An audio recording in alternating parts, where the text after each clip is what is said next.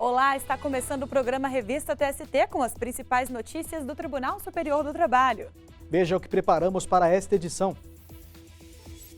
Dono de Lava Jato deve pagar R$100 mil de indenização por dano moral coletivo após morte de empregado de 17 anos.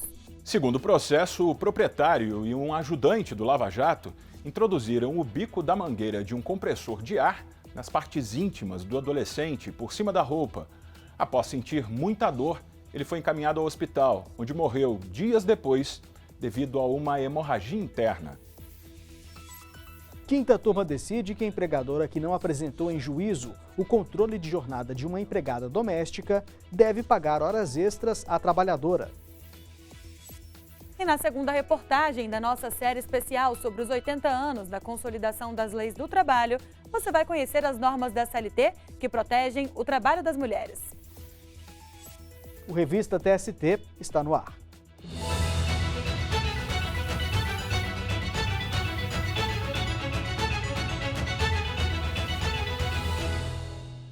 Começamos o programa de hoje com um caso julgado pela Seção 2 de Dissídios Individuais do TST.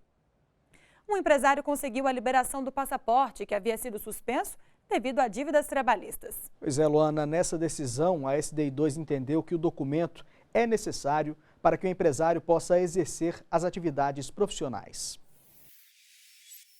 O empresário descobriu que o passaporte estava suspenso ao ser barrado no Aeroporto Internacional Tom Jobim, no Rio de Janeiro.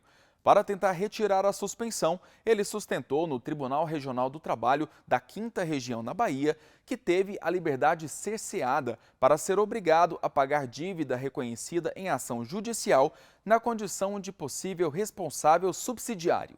O empresário argumentou que viajava a trabalho para obter contratos no exterior e disse que a retenção do passaporte prejudicaria a capacidade das empresas de obterem recursos para pagar as dívidas. Mas o TRT negou o pedido. O regional entendeu ser possível determinar o bloqueio do passaporte do devedor inadimplente como medida restritiva de direito, ampliando a possibilidade de alcançar a efetividade nas execuções. A decisão teve como base o artigo 139, inciso 4, do Código de Processo Civil, segundo o qual o juiz poderá determinar todas as medidas indutivas, coercitivas, mandamentais ou subrogatórias necessárias para assegurar o cumprimento de ordem judicial, inclusive nas ações que tenham por objeto prestação pecuniária. O caso chegou à Seção 2 de Dissídios Individuais do Tribunal Superior do Trabalho.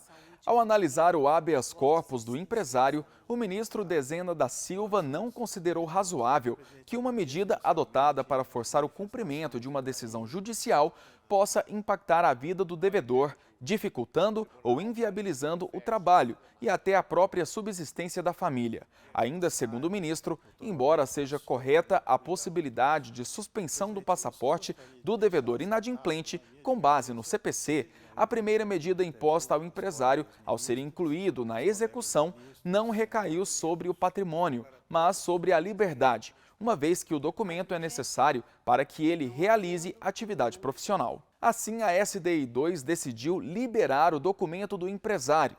A decisão foi unânime.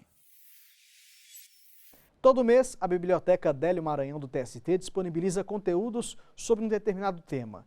E o assunto do mês de maio é trabalhador portuário, marítimo e aquaviário. Para acessar os conteúdos, basta apontar a câmera do seu celular para o QR Code. O material está organizado por ordem alfabética de sobrenome do autor da publicação, contendo as referências bibliográficas e os links correspondentes para acesso. Vamos agora fazer uma pausa rápida e depois do intervalo. Dono de Lava Jato deve pagar R$100 mil de indenização por dano moral coletivo após a morte de um empregado de 17 anos. A gente volta em instantes.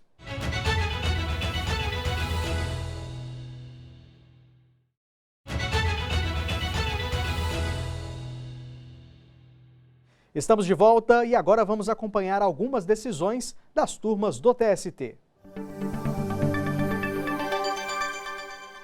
Uma empregadora de Aracaju, em Sergipe, que deixou de apresentar em juízo o controle de jornada de uma empregada doméstica, foi condenada a pagar horas extras à trabalhadora. A decisão é da 5ª turma. O colegiado entendeu que a ausência do controle de frequência viola a legislação e a jurisprudência do tribunal. A repórter Michele Chiapa acompanhou o julgamento e tem as informações. Oi, Michele. Olá, Luana. Oi, Anderson. Segundo o processo, o contrato teve início em novembro de 2017 e foi encerrado em outubro de 2020. A trabalhadora alegou que exercia as funções de empregada doméstica e de babá.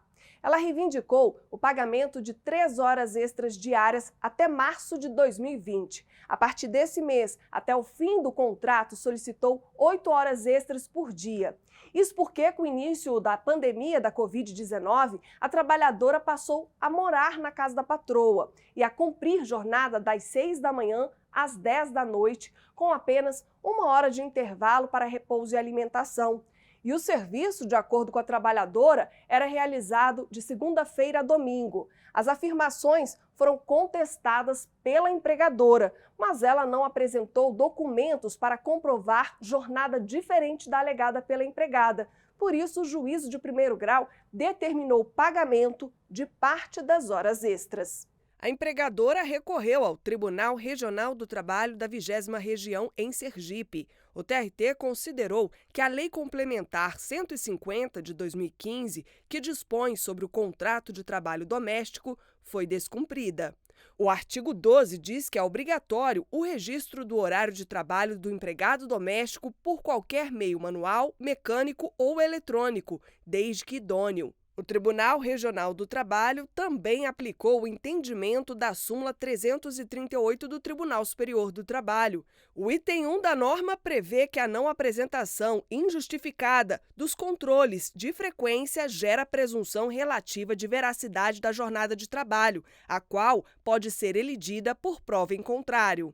Assim, o TRT rejeitou o recurso, ficando mantido o pagamento de horas extras no valor de R$ 36.880. A empregadora recorreu ao Tribunal Superior do Trabalho. O relator, na 5ª turma, ministro Breno Medeiros, entendeu que a Corte Superior Trabalhista tem jurisprudência pacificada sobre o tema. A não apresentação do controle de ponto em juízo pelo empregador doméstico enseja a presunção relativa da jornada alegada na inicial, a qual pode ser elidida em sentido contrário, e aí eu aplico analogicamente a súmula 338.1. O voto do relator foi acompanhado por unanimidade. A empregadora entrou com embargos declaratórios. Volto com vocês no estúdio.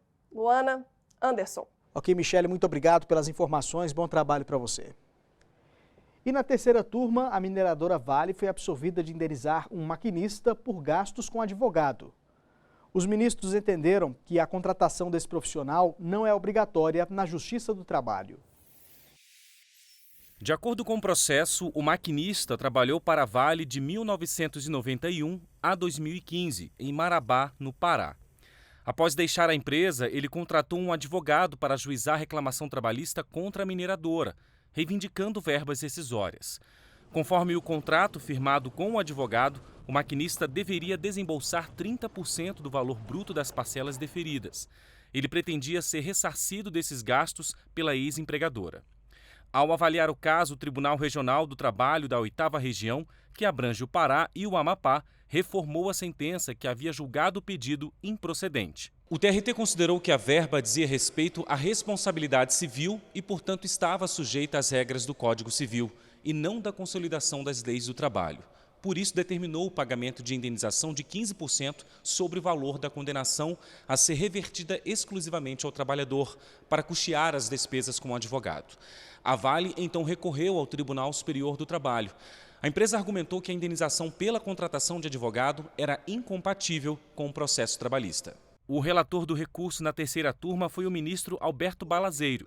Ele explicou que, em relação às ações iniciadas antes da reforma trabalhista, os honorários advocatícios tinham disciplina específica em lei e não se admitia a indenização com base na aplicação subsidiária das normas do Código Civil.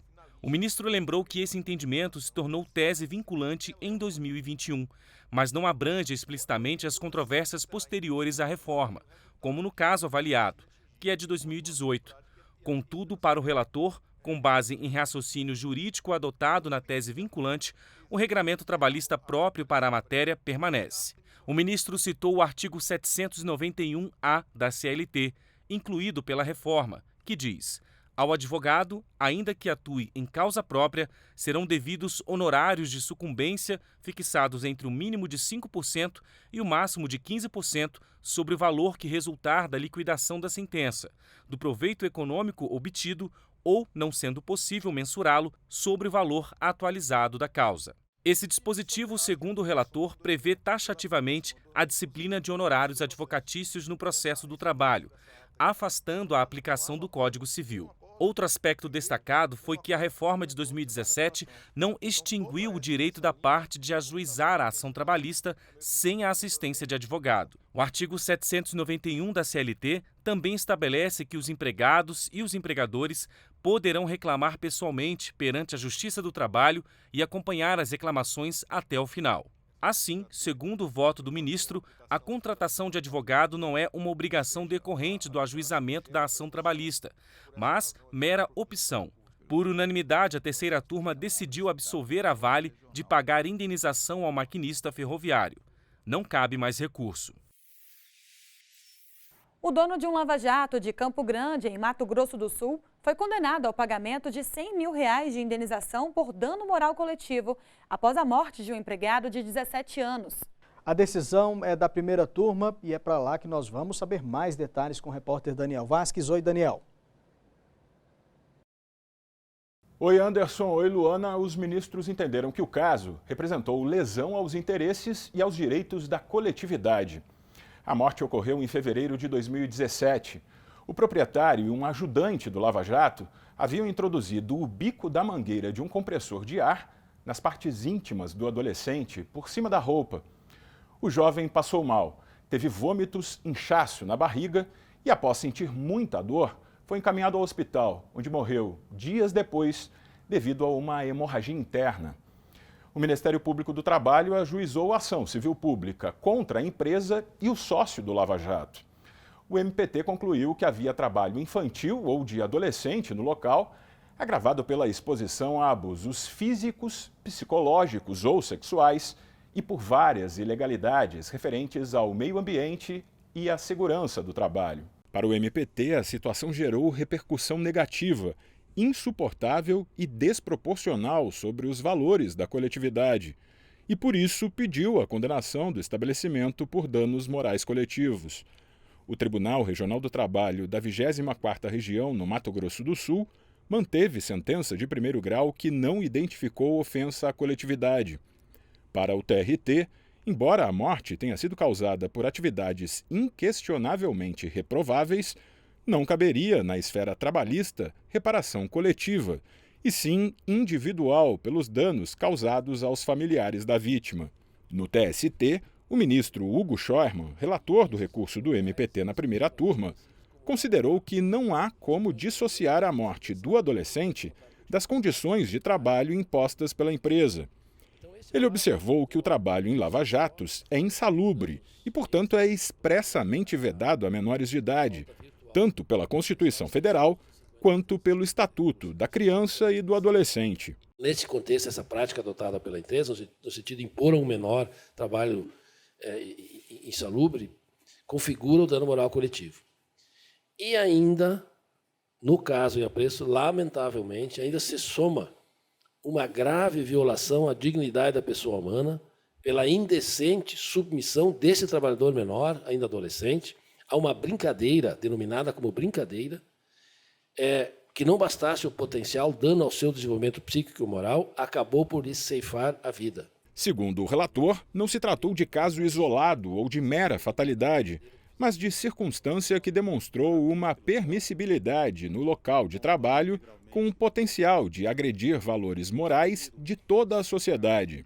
É inadmissível a normalização no ambiente de trabalho de práticas vexatórias, cruéis e inegavelmente degradantes, que no caso, inclusive, possuem cunho nitidamente sexual, ainda que sob pretexto de uma maior intimidade. Afinal, a relação de amizade da vítima com os envolvidos naquele evento não pode se sobrepor às obrigações inerentes a qualquer relação de trabalho.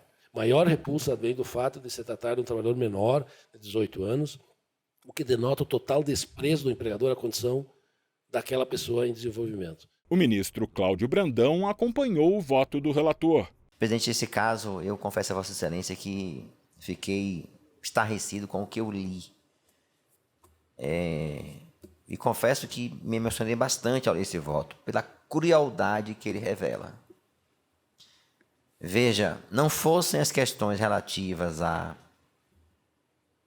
jurídicas referentes ao trabalho infantil e atividade insalubre, mas até possamos compreender que as pessoas muitas vezes não entendem o que é atividade insalubre, já seria por si só, do ponto de vista jurídico, merecedor de repulsa do ponto de vista do sistema jurídico.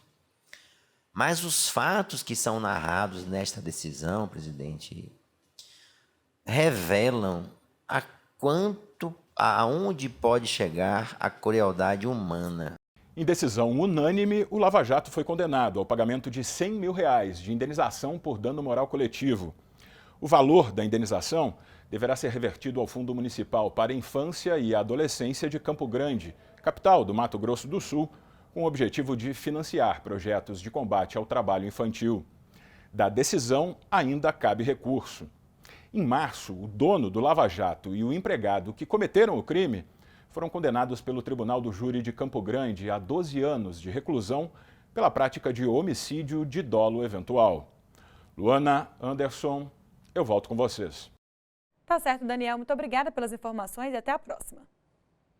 E mudando de assunto, a Justiça do Trabalho vai promover entre os dias 22 e 26 de maio a Semana Nacional da Conciliação Trabalhista. Com o tema A um Passo da Solução, o mutirão busca solucionar o maior número de processos de forma consensual. Para mais informações, aponte a câmera do seu celular para o QR Code que aparece na tela. E depois do intervalo, uma reportagem especial sobre a proteção social da mulher prevista na consolidação das leis do trabalho. A gente volta já.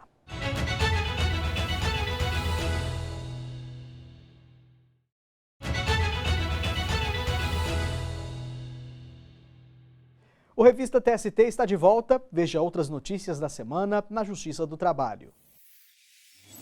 Pesquisas, capacitação e troca de informações técnicas em áreas de interesse comum são alguns dos objetivos do memorando assinado pelo Tribunal Superior do Trabalho, pela Organização Internacional do Trabalho e pela Escola Nacional de Formação e Aperfeiçoamento de Magistrados do Trabalho, ENAMAT. A cooperação entre os órgãos tem como foco o enfrentamento a todas as formas de exploração e de discriminação no mundo do trabalho, além da promoção do trabalho decente. A Corregedora-Geral da Justiça do Trabalho, ministra Dora Maria da Costa, realizou correição ordinária no Tribunal Regional do Trabalho da 13ª Região, na Paraíba. Durante uma semana, a ministra analisou de perto as atividades desempenhadas no regional para sugerir melhorias na prestação do serviço.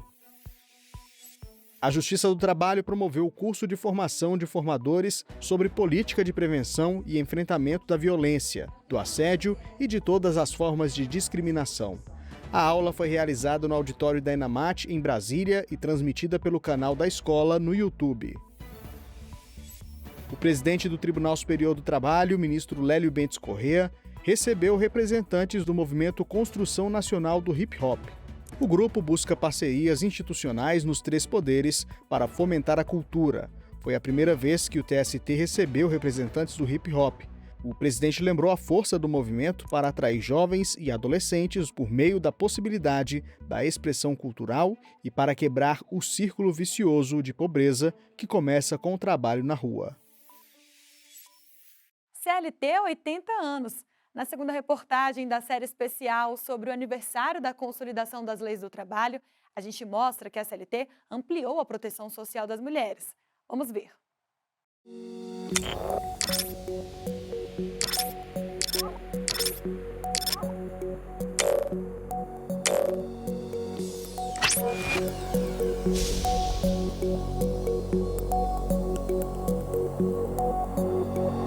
Elas são maioria no país. 51% da população, quase 109 milhões de brasileiras, de acordo com o IBGE, o Instituto Brasileiro de Geografia e Estatística.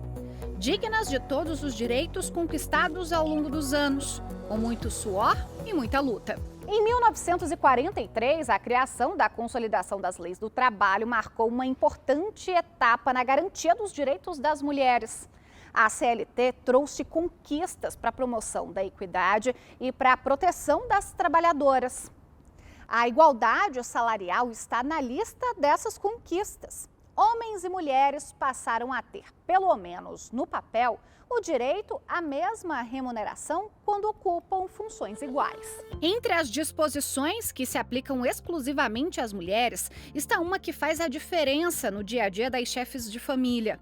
A obrigação das empresas de conceder uma folga aos domingos, a cada 15 dias, para quem trabalha em regime de escala, como ocorre em comércios e indústrias. Direito relevante, uma vez que, em muitas casas, elas ainda são as únicas responsáveis por jornadas além do trabalho formal, como afazeres domésticos e cuidados com os filhos. Outro avanço trazido pela CLT foi a licença maternidade de 120 dias. Período fundamental para a recuperação física e emocional da trabalhadora. Tempo integral para amamentar e cuidar do bebê. Um benefício que, para a mamãe de primeira viagem, Gracilene Santos, permite ressignificar a palavra nascimento. Não nasce só um filho, nasce uma mãe. É uma mãe que está insegura, uma mãe que tem medo, uma mãe que precisa de ajuda, né? E assim, por mais que a gente se prepare, porque eu me preparei, né? Eu fiz um curso de gestante, eu li, tive muitas dicas. Por mais que você se prepara, quando acontece tudo diferente. Ali na prática é tudo diferente. Então você está aprendendo junto, né? A licença maternidade, eu que vivo hoje, ela não é só importante, ela não é só um direito ou uma conquista, ela é necessária. Eu não consigo imaginar uma mãe hoje, né, cuidando de um filho, né, com toda a dedicação que ele precisa sem essa licença. Na vida do Heitor, que hoje já está com 3 meses, ter a mãe por perto faz toda a diferença. Na construção familiar também. O administrador de empresas, Renato Cardoso, marido da Gracilene, reforça a ideia de que esse período é fundamental. O banho, trocar fralda, cuidar, porque ele veio muito, como ele nasceu prematuro, ele veio para casa ainda muito pequenininho. Então, esses primeiros dias é aprender o cuidado básico, né? De dar banho, amamentar, trocar fralda, cuidar, fazer o carinho, né? A CLT, em conjunto com a Constituição, garante a estabilidade no emprego durante a gestação e até 5 meses após o parto. A gravidez, pela lei, inclusive, não pode ser impedimento para a admissão em novo emprego.